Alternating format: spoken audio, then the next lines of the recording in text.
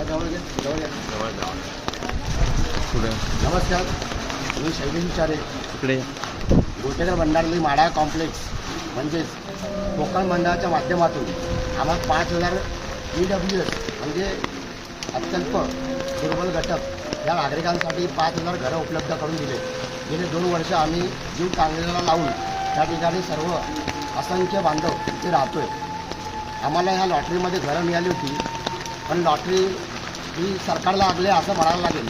कारण की आज या ठिकाणी 2 ते 3 अंत्यसंस्कार झाले होते, 2 ते 3 मयत झाले होते आणि दरवेळी आमच्या पार्थिवाची हेळसांड झाली.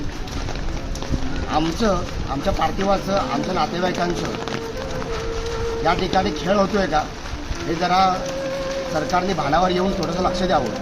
आज आम्हाला सांगा, आज 31/7/2026 रोजी या ठिकाणी अल्पशा आजाराने डेड बॉडी या ठिकाणी उपलब्ध आहे आणि ह्याचं अंत्यविधी कसा करायचा याचा आम्हाला प्रश्न पडला आहे. या ठिकाणी घरं उपलब्ध झालेत, पण स्मशानभूमी, स्वतंत्र स्मशानभूमी नाही आहे. या ठिकाणी आजूबाजूला सर्व गावं आहेत आणि गावामध्ये ज्या स्मशानभूमी उपलब्ध आहेत त्या ठिकाणी गाववाल्यांचं असं म्हणणं आहे की या ज्या स्मशानभूमी आहेत या फक्त गाववाल्यांसाठी उपलब्ध असतील. आम्ही जे बाहेरून नागरिक आलो आहे ते आमच्यासाठी या ठिकाणी उपलब्ध होणार नाही. मग सरकारने घरं उपलब्ध दिली होती, तर शाळा, हॉस्पिटल आणि ज्या स्मशानभूमीसारख्या ज्या प्राथमिक गरजा होत्या त्या उपलब्ध का करून दिल्या नाही आहेत? सरकारने फक्त त्यांच्या तिजोऱ्या भरण्यासाठी आम्हाला घरं दिली होती का? सरकार हे आमचं खेळ कितपत करणार आहे? ही डेड बॉडी आम्ही उचलायची की नाही उचलायची हे आम्हाला सरकारने सांगायचं. जोपर्यंत आम्हाला न्याय मिळणार नाही तोपर्यंत डेड बॉडी आम्ही इथेच ठेवू.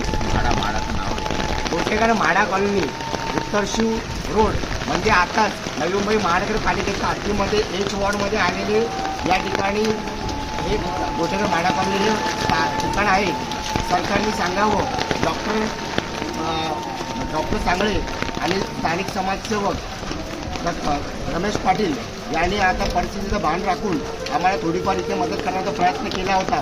पण सरकारला आमची विनंती आहे, या ठिकाणी लवकरात लवकर आपण स्मशानभूमी उपलब्ध करून द्यावी. अन्यथा पुढील जे पार्थिव असेल हे आपल्या दालनामध्ये आणून या ठिकाणी उघडं आंदोलन करण्यात येईल, हा आम्ही सर्व नागरिकांच्या वतीने इशारा देतो.